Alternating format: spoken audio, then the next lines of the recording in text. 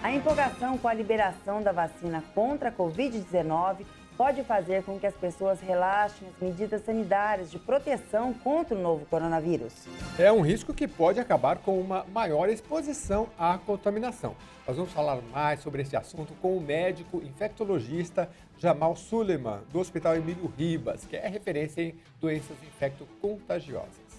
Bom dia, doutor. Seja muito bem-vindo ao Jornal da Rede Alesp. Doutor Jamal, um dos desafios agora parece ser conscientizar a população de que as medidas sanitárias ainda são fundamentais na luta contra a Covid-19. O senhor teria alguma coisa para falar sobre esse assunto? Bom dia, Lilian. Bom dia, Jeremias. Bom dia aos ouvintes e telespectadores. Sim, eu acho que vocês já chamaram atenção para uma situação importantíssima nesse momento. A gente deu o pontapé inicial do processo de vacinação da população. No primeiro momento, as pessoas que serão vacinadas são aquelas que exercem uma atividade essencial, fundamentalmente, por enquanto, os profissionais da área de saúde que têm contato direto, numa exposição bastante intensa com o coronavírus. Então, esse primeiro momento, é importante que a gente comece a onda de proteção dessas populações. E vocês vão observar que, apesar da imunização dessa população, que tem um contato bastante frequente e bastante intenso com suspeitos ou confirmados de estarem infectados pelo coronavírus, nós vamos continuar usando todas as maneiras de nos protegermos em relação ao coronavírus. Por que isso é importante?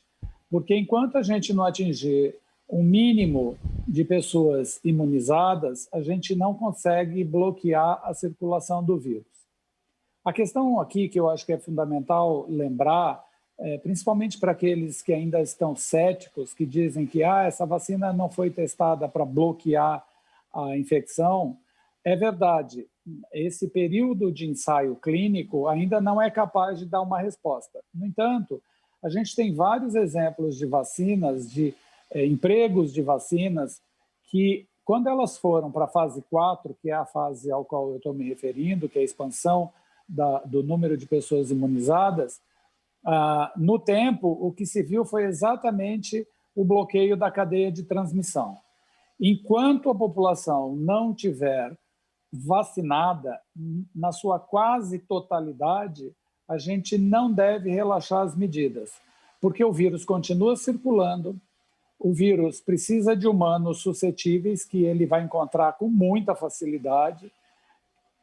Pessoas suscetíveis, humanos suscetíveis, são aqueles que não receberam a vacina. Então, enquanto a gente não tiver esse contingente, né, plenamente imunizado, a gente não deve relaxar.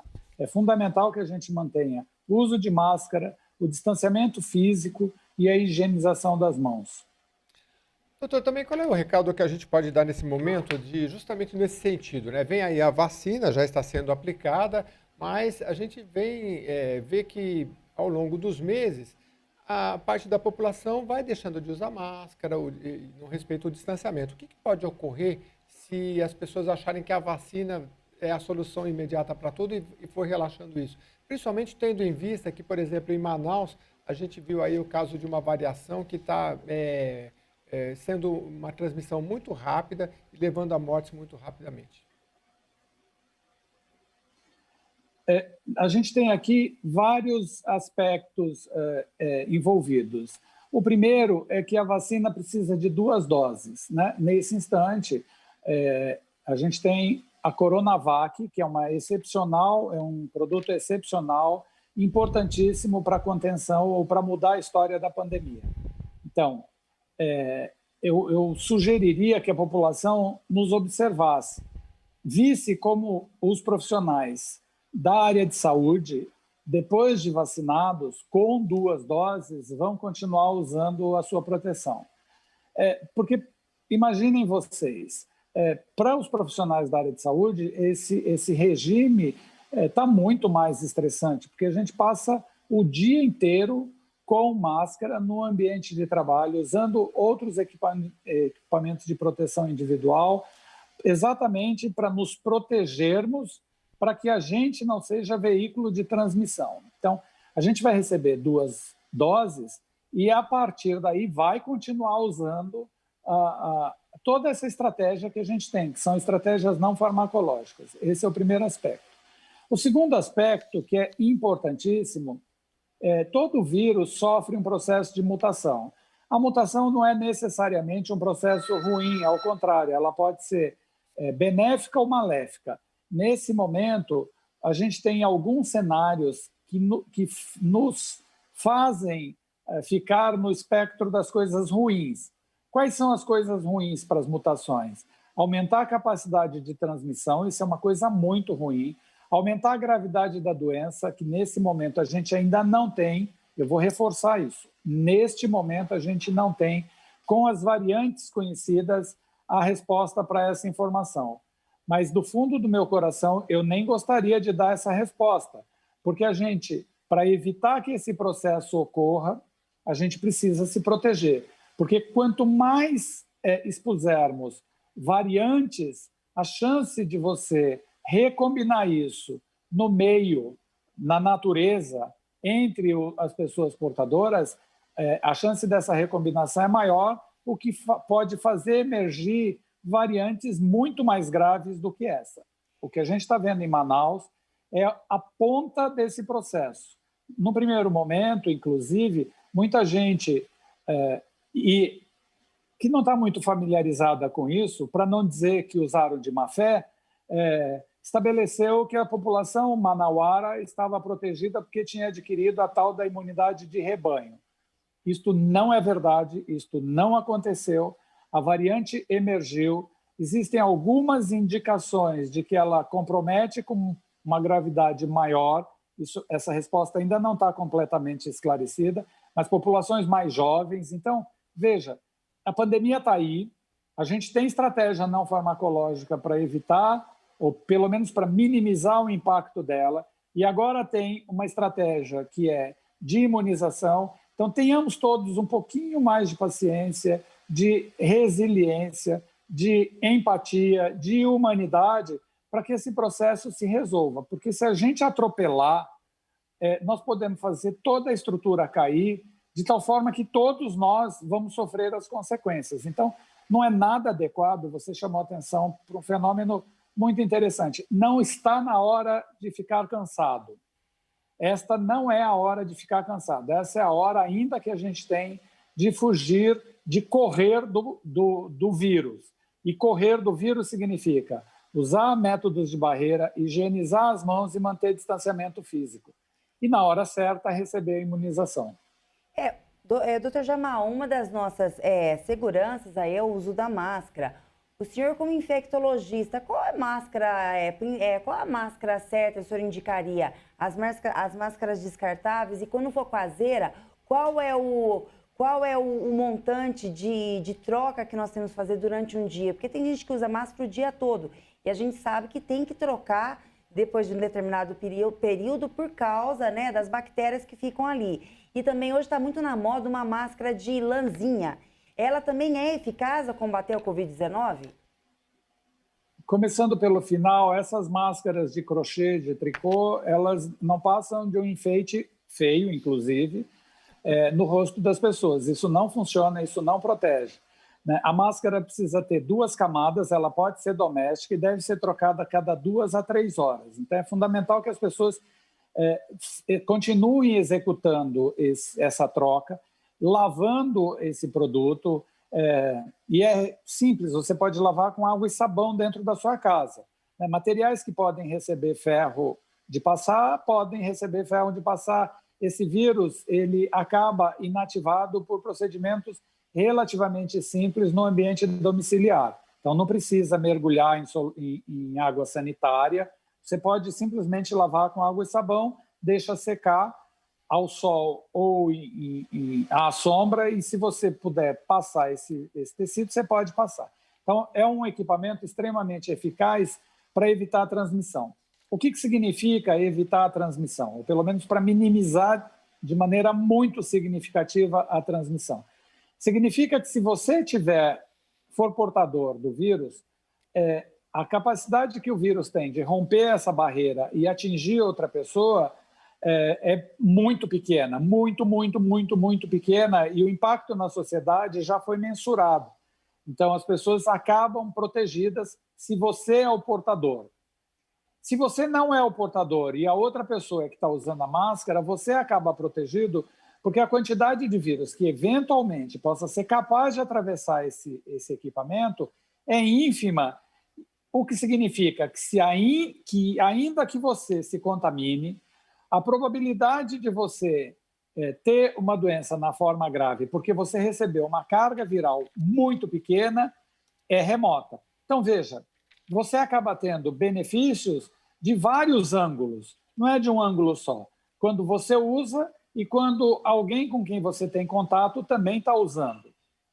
Em relação ao material, se for uma máscara cirúrgica, ela é ótima, não tem nenhum problema. Lembrando que você deve trocar a cada 2 a 3 horas. Se for uma máscara doméstica, ela é ótima. Lembrando, de novo, que você deve trocar a cada 2 a 3 horas. As máscaras N95, que tem esse nome, aliás, porque elas reduzem a chance de transmissão de partículas de um determinado tamanho até 95%, elas devem ser reservadas para os ambientes hospitalares ou ambientes de saúde, porque elas têm uma complexidade maior, elas são um pouco mais duráveis, vamos chamar assim, porque você pode usar ela por um período um pouco maior, mas ela deve ser reservada para profissionais que lidam diretamente com pessoas ou contaminadas ou com suspeita de contaminação. Por quê?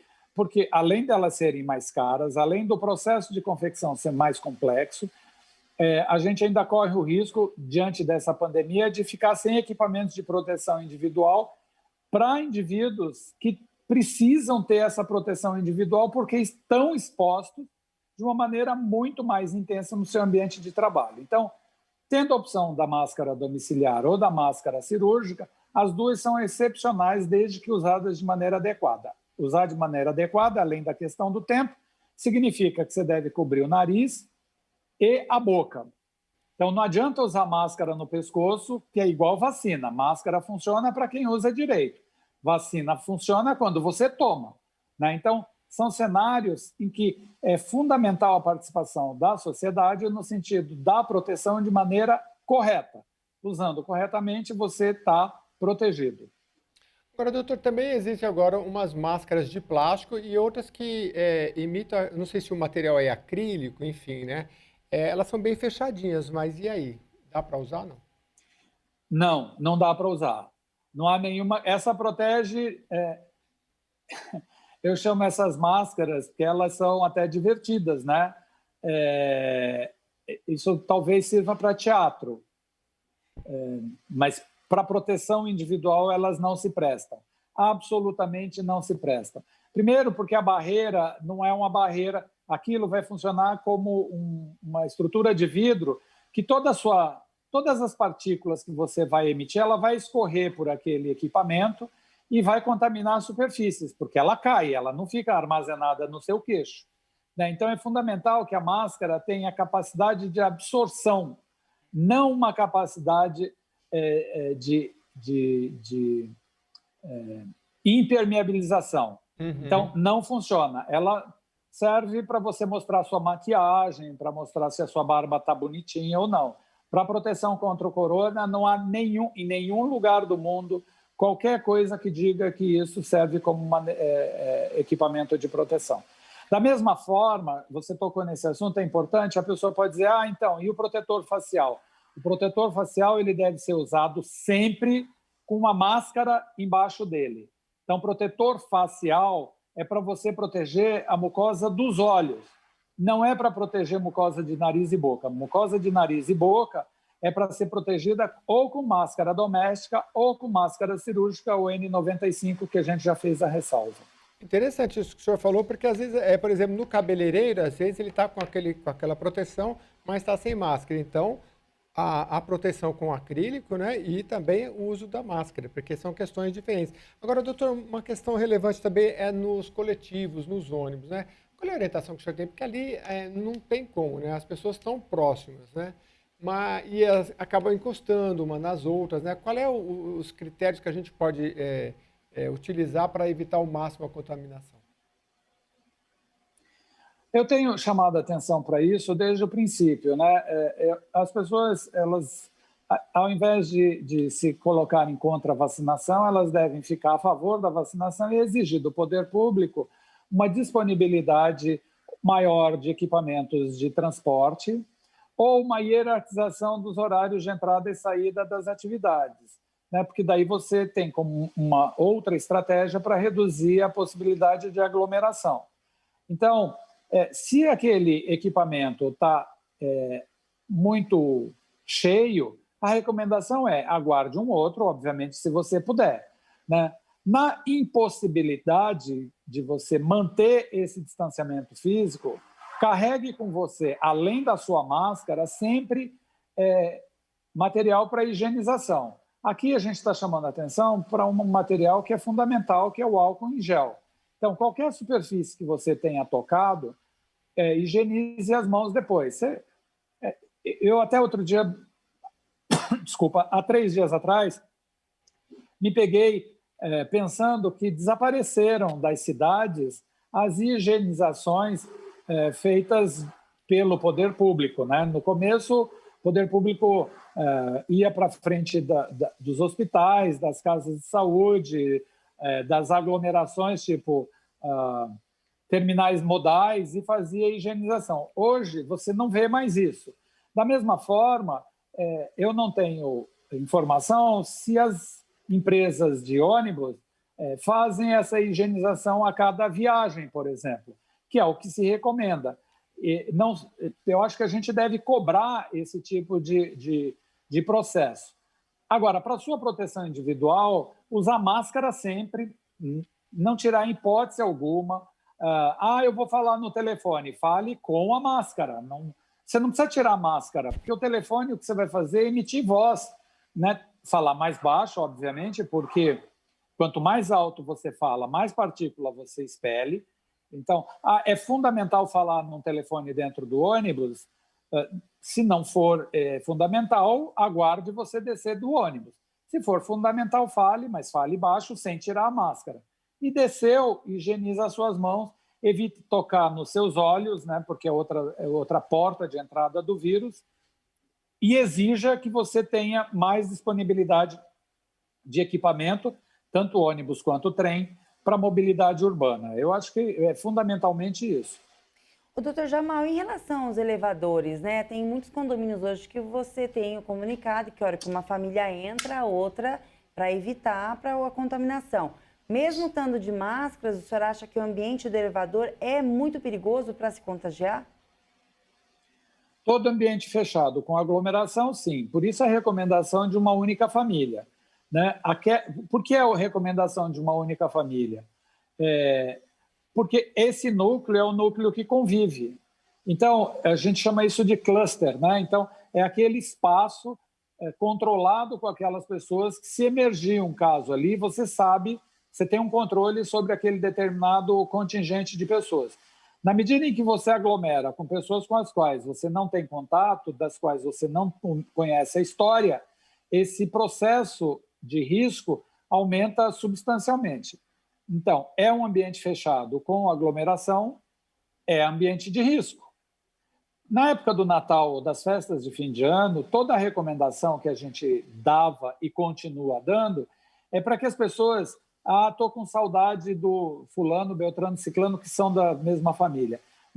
Cada um está recolhido num determinado ambiente, não se encontre, né? A mesma história do elevador. O elevador nada mais é do que você transferir aquele negócio que está dentro da sua casa para um outro ambiente, que é um espaço fechado. Da sua casa é um espaço fechado. Vai daí que também tem a recomendação da higienização. Eu sei de vários condomínios na cidade que colocaram álcool em gel, um recipiente de álcool em gel para higienização das mãos dentro dos elevadores. Use, né? Aquilo não é um enfeite. Então, use antes de apertar a tecla e use depois de apertar a tecla. Isso é fundamental, porque se cada um fizer isso, você minimiza o risco de alguém inadvertidamente tocar ali por uma mão que estava contaminada por corona. Então, use antes e use depois, né? O vírus não sobrevive, vírus não tem vida, mas a gente usa essa expressão. não sobrevive nesse tipo de procedimento. Então, quando você higieniza suas mãos, você consegue, através da substância, inativar essa partícula de tal forma que ela seja incapaz de provocar doença numa outra pessoa. Doutor, eu queria saber sobre, principalmente idosos, né? Eu já conversei com famílias falando, não, a gente vai quebrar essa parede aqui, vai colocar, sei lá, um acrílico. Não é para tanto, né? Para isolar o idoso. Mas qual é a orientação principal? Usar máscara dentro de casa, procurar deixar o idoso fazer a refeição um pouco mais distante? A gente está falando sobre os cuidadores de idoso, é isso? Não, todas as famílias que têm um idoso em casa, ou das famílias em geral, que um tem que sair para trabalhar, o idoso fica em casa. A gente tem casos agora já, o número de contaminados aumentou, né? Tenho famílias conhecidas que os filhos estão com Covid, os pais ainda não pegaram. Então, num caso desse, qual é o melhor? Tentar usar máscara dentro de casa e se isolar um pouco, assim, o distanciamento? Então, o cuidado fundamental, quando você tem que sair para fazer uma determinada atividade, você é um cuidador de idoso, cuidador no sentido amplo, né? Ou porque convive, ou porque sustenta, ou porque, de fato, promove algum cuidado de saúde para o idoso. Ou para a pessoa de maior idade, que pode ser seus pais, pode ser seus tios, avós, enfim, não importa. Na medida em que você é a pessoa que pode funcionar como fonte, você precisa ter a dimensão exata sobre esse risco.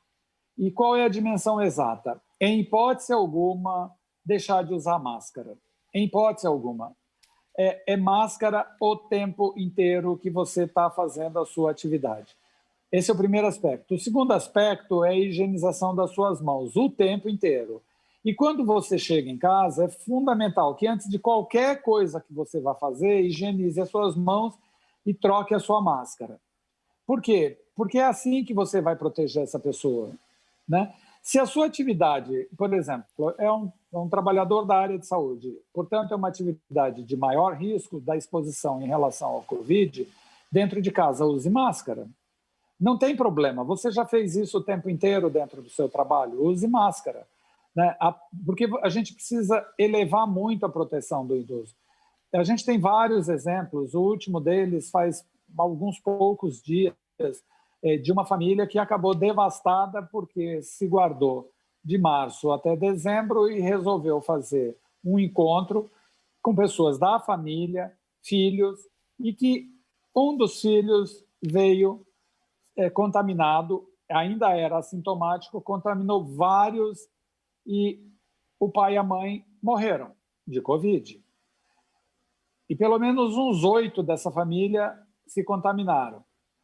Esses 8 não tiveram uma evolução ruim, mas 2, que eram os mais idosos, tiveram uma evolução muito ruim. Então, veja, não vale a pena esse risco. A gente está a um ponto de chegar num porto seguro. Não é fácil, ninguém está dizendo que é tranquilo, mas a gente pode manter uma comunicação social sem isolamento. A gente faz o distanciamento físico sem o isolamento social. Então, dá para usar outras plataformas de comunicação, outros instrumentos de comunicação. Porque se o idoso está sozinho, ensina. Não é um processo difícil, ele é intuitivo, inclusive. Né? Dá para você fazer uma comunicação pela tela. Não é fácil? Claro que não. Mas você pode manter essa comunicação de tal forma que o idoso não se sinta abandonado, porque também não é para abandoná-lo. Mas é importante que a gente tenha o distanciamento físico se você pode representar de alguma forma o risco para essa pessoa. Então é fundamental que a gente tenha essa dimensão, porque existe dentro do plano de imunização de São Paulo a hierarquização, desde que obviamente a gente tenha as vacinas, e se Deus quiser as teremos, as próximas populações a serem atingidas pela imunização serão exatamente os idosos, começando pelos mais velhos e progressivamente avançando para os de menor idade. Então, não está faltando muito. Eu acho que eu tenho falado bastante sobre isso, que a gente tenha um pouco mais de paciência. Não é fácil, é desgastante, é cansativo, mas a gente está chegando num ponto que vai ser muito mais seguro. Então, um pouquinho mais de paciência. Enquanto a gente não está contemplado com isso, que a gente se proteja. Aqui eu vou falar 1 milhão de vezes. Máscara, máscara, máscara. Usar máscara é um ato político e de humanidade, né? Não tem outra estratégia. Isso se mostrou eficaz em todos os lugares do mundo. E não aglomere, né? Eu fico dizendo assim, ok, você cuida de um idoso, usa máscara e vai para 25 de março. Não dá, né? Não faz sentido isso. Então, não faça esse tipo de procedimento, porque isso é um comportamento suicida. Se não é para você, é para alguém da sua família. Seguramente vai ser com alguém da sua família. Doutor Além Jamal, de irresponsável, né? a gente gostaria de agradecer muito a sua participação mais uma vez aqui no Jornal da Rede Alesp. Jamal Suleiman, infectologista do Hospital Emílio Ribas. Muito obrigado. Um abraço, bom trabalho para vocês. Obrigada, tenha uma boa tarde, doutor.